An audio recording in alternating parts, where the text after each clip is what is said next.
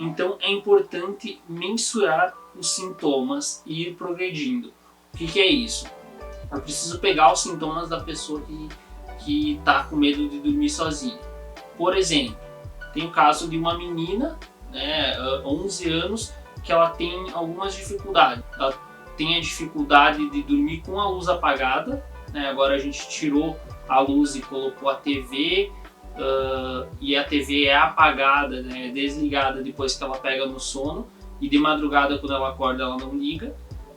E também quando ela acorda de madrugada ela fica com medo, independente se tem pesadelo ou não, a questão é frequente, e chama a mãe dela, né, no meio da madrugada. Então isso interfere na qualidade do sono da criança e da mãe, né, já que levando em conta vai interromper o sono das duas, sem falar que a claridade tem uma grande interferência com relação ao sono.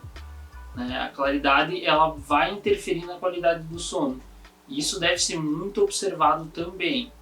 E aí você mensura os sintomas. Você pega o sintoma da claridade, depois você pega o sintoma do sono, né, de interromper o sono de outra pessoa para conseguir melhorar o seu, e você começa a trabalhar esses pontos. Nesse caso tinha mais questões, já está nesse avanço.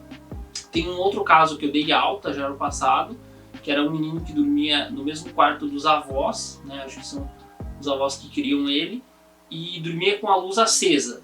E ele já tinha o quarto dele, né, não era uma questão de passo, já tinha tudo, né, só faltava de fato mudar para o quarto. Então ali tinham duas questões: ele tinha que aprender a dormir sozinho, né, de fato, no quarto dele, e aprender a dormir com a luz apagada. Que aí com o tempo foram tendo os avanços, ele foi para o interior algumas vezes e tinham outras pessoas lá que ele acabou que conseguiu, né, foi um caso ali, um dos primeiros casos que eu atendi, e ele conseguiu de fato ter a alta. E foi uma progressão, né, ele começa num nível, tá, então vamos começar a reduzir a luz que tu está dormindo, vamos começar a te colocar no teu quarto, tu ir lá dormir de vez em quando, mesmo com a luz acesa. Até chegar no ponto de dormir no próprio quarto com a luz apagada. Esses pontos eles precisam ficar bem claros. E agora está vindo um outro caso que também tem algumas dificuldades no sono, né? Eu só conversei com a mãe ainda, não comecei a atender, e que devem ser trabalhadas, nesse sentido de luz apagada, dificuldade de aprendizagem e outros pontos que eu acredito que também vão estar relacionados aí com o sono. Então é bem importante você entender a importância de começar a reduzir esses problemas até resolver, para ter mais prazer, energia e produtividade. É bem importante esses pontos. Então, tanto o fato de acordar a mãe de noite como de ter claridade no quarto, eles interferem na qualidade do sono da pessoa. Então eles vão acabar interferindo porque as duas pessoas vão estar acordadas no período que deveriam estar dormindo, e a claridade, os nossos olhos, eles precisam entender que de noite é um momento escuro, então fica ruim você ter claridade nesse momento de noite. Os olhos, eles precisam ter certeza de que estamos no escuro, eles precisam interpretar que é de noite, que o ser humano ele vem de cavernas, então ele dormia durante a noite e fazia as coisas durante o dia, né? Tinha a luz como referência, então ele precisa entender que é o horário da noite. Isso é extremamente importante para você conseguir regular o sono e ter um progresso. Então aqui eu dei uma entrada nesses sintomas e o que você deve fazer de fato. Você deve pegar e entender qual que é o problema. Por exemplo, eu não consigo dormir sozinho porque eu tenho medo disso, né? Eu tenho medo, vamos supor, de que alguém entre na casa, eu tenho medo de que eu tenha pesadelos e não tenha ninguém para me abraçar, e eu tenho medo de não conseguir pegar no sono por estar dormindo sozinho. Você tem aqui 3 sintomas. Então o que dá para fazer aí no tratamento disso, né? Dá para fazer uma exposição, por exemplo, eu tenho medo de não ter ninguém aqui e eu não pegar no sono. E daí tem a relação com os pesadelos, de acordar de noite, ter pesadelos e não ter com quem conversar. Então você tem esses 2 sintomas. Você pega, por exemplo, coloca a pessoa para até pegar no sono ter alguém do lado dela. Depois que ela pega no sono, essa pessoa sai. Né? Tudo combinado aí de forma bem moral, digamos assim, nada que surpreenda a pessoa. Então no meio da noite ela acorda, independente se teve pesadelos ou não, ela já começa a se acostumar a dormir sozinha até o término da noite. Então é uma possibilidade. E nesse outro item que eu falei é da mesma forma. Você pega, começa a expor a pessoa a algo, eu tenho medo que a pessoa entre em casa, né, que alguém invada a casa, e você começa a trabalhar de forma que não tenha esse dano. Então ela dormir sozinha e ninguém invadir a casa. Ela conseguir dormir sozinha. Ela acordar de um pesadelo, não ter com quem conversar e mesmo assim voltar a dormir. Esses pontos são bem relevantes. Porque se ela tiver o ato de dormir sozinho sem a consequência ruim, sem a punição que a gente diz na psicologia comportamental, ela consegue melhorar. Só que tem fatores que são externos. Né? No mesmo caso do exemplo que eu vou dar de sair de casa, a pessoa tem medo de ser assaltada. Se a pessoa for de fato assaltada, vai piorar o tratamento, porque pode gerar um trauma dela criar, ela tinha uma crença e daquilo ser real. Então também tem que ficar de olho na questão da pessoa sair de casa e de fato não ser assaltada, não se pôr em risco, mas trabalhar se isso acontecer e da pessoa dormir e não ter um assalto de fato em casa. E se isso acontecer, bom, enfim, aí vai ter que ser trabalhado, vai ter que ser curado e vai ter que continuar a aprender a dormir sozinha e não ter, né, a punição do assalto novamente. Pelo menos eu espero que seja coincidência do destino. Levando em conta, né, eu falei sobre transtorno de estresse pós-traumático no vídeo de ansiedade, então você pode pegar mais informações sobre esses temas lá, mas eu não estou entrando em detalhes aqui de como trabalhar fobias específicas, vamos colocar assim. Na verdade, fobias específicas é essa de dormir sozinho, aí tem a outra, também do medo de escuro, tudo isso é algo específico, tem a outra que é social, e a agorafobia, que ela não é considerada específica, ela é dificuldade de sair de casa.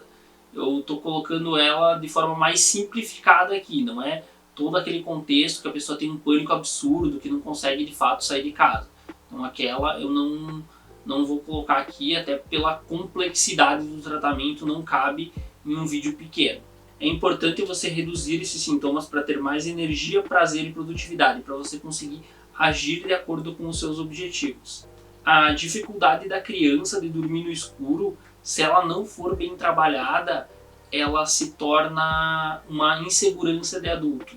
Então o adulto ele tem adultos que podem ter medo de dormir no escuro também. Eu estava pesquisando no Google antes de fazer esse episódio, mas tem o medo, né, tem a própria insegurança, ela pode ser um problema, digamos, como uma consequência de não trabalhar esse medo do escuro da criança, esse medo de dormir sozinho.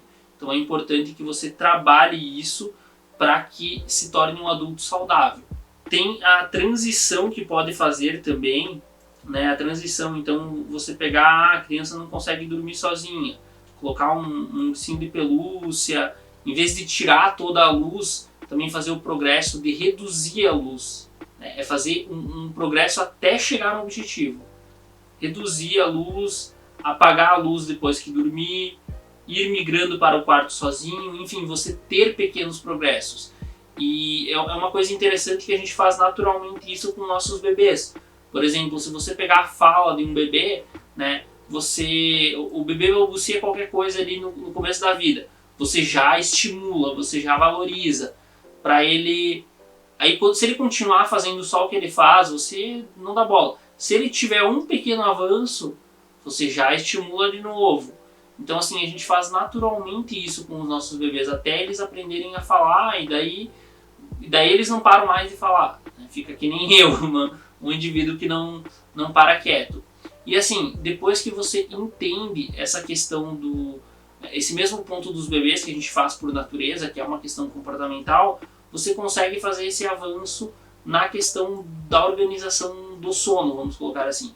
você consegue ir tirando a luz do quarto, né? Você coloca a pessoa para dormir sozinha, você coloca um ursinho de pelúcia, coloca alguma outra coisa, até você conseguir fazer com que ela durma sozinha sem